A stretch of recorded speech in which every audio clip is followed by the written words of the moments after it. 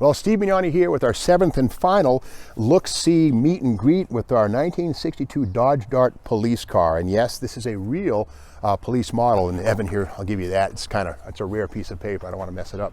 But we've so far looked at this vehicle, checked out the suspension, the brakes, the interior, and we have verified with, of course, the second digit being a 9. This is an actual police car, a law enforcement vehicle. Again, we'll take a peek under the hood. Something kind of cool is the things that are no longer here that tell us that it was once a police car.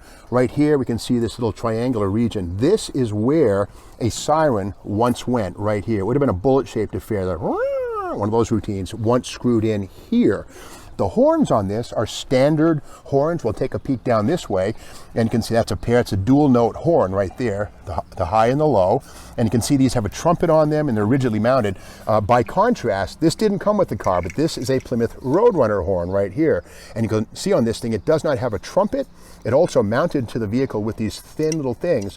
And this is found on all Road Runners from 68 through 1980 on the Valaris. They all had this beep beep horn, which again was made with aluminum windings. Meep, meep. But again, these have a very unique look. And again, these thin brackets that allow the horn to sit and resonate. So kind of cool. Not factory to this car, but beyond all that stuff, further cop stuff is the heavy duty voltage regulator. That's about, twice the size of the standard piece. So there's no doubt. But externally, aren't cop cars supposed to be black and whites? Well, let's run down the driver's side of the car and add up some more clues as to what this used to be. Now, keep in mind that most police departments aren't going to sell a car with red lights and blue lights on it. That's illegal. But we can add up some clues. Now, I don't see a hole here for one of these things. Now, this is what we call the wig-wag. These are the lights that people use the cops use to bust the naked kids necking in the woods or whatever they're doing. But this would have gone right in here.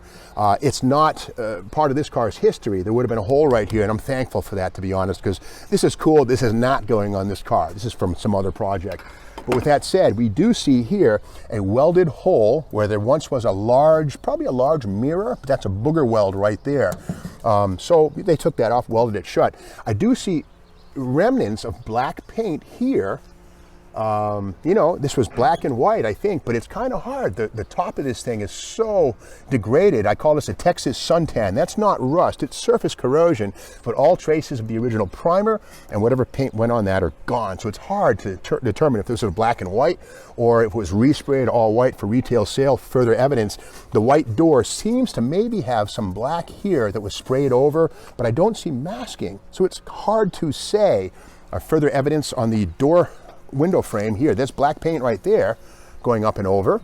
So, it might have been a black and white, hard to say. More evidence, the rear door does seem to have some black paint right there. Here's the white, there's the black. So I bet it probably had a black roof, black doors. The rest of it was white. And probably when it was sold to Mr. Buster in 1971 by that Chrysler dealership there in Texas, they probably sprayed it white. I'm guessing, hard to say. Another police nugget here is this. There's a hole in the center where there was once an antenna. These outer holes would have held the flange down, so that's there. This antenna would have been really tall, and here we see a clip right here where the antenna would have been down, and then for service they'd unclip it from here, up it would go for use. But this is definitely cop stuff, so it's adding up the clues. But again, we see 11-inch drum brakes all the way around, the 15 by 6-inch fleet wheels, and I don't see again any signs of a unit number or CHP or anything like that.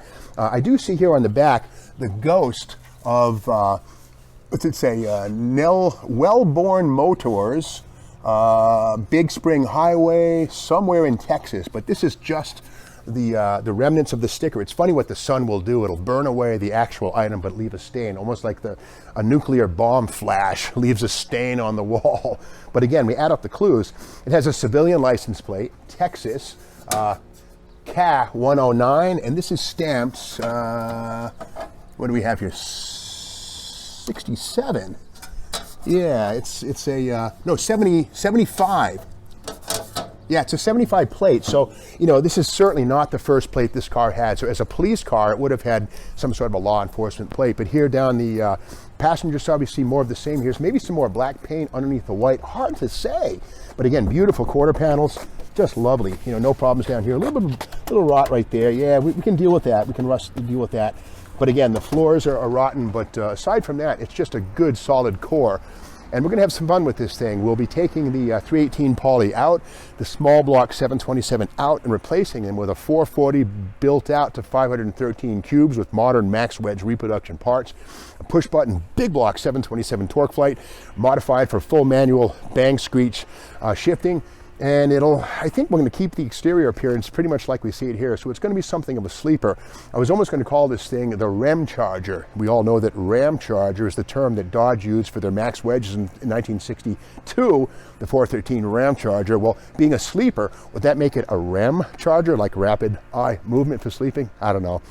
We'll figure it out. But in the meantime, we're going to close up for now, but we've reviewed what we have here. The next steps are going to be digging in and bringing this baby around to sleeper status with 550 horsepower, skinny tires all the way around, and laying rubber all the way up the street. But that's to come. In the meantime, if you like this video and want to see more, be sure to subscribe to the Steve Maggs YouTube channel. And until next time, hasta mañana.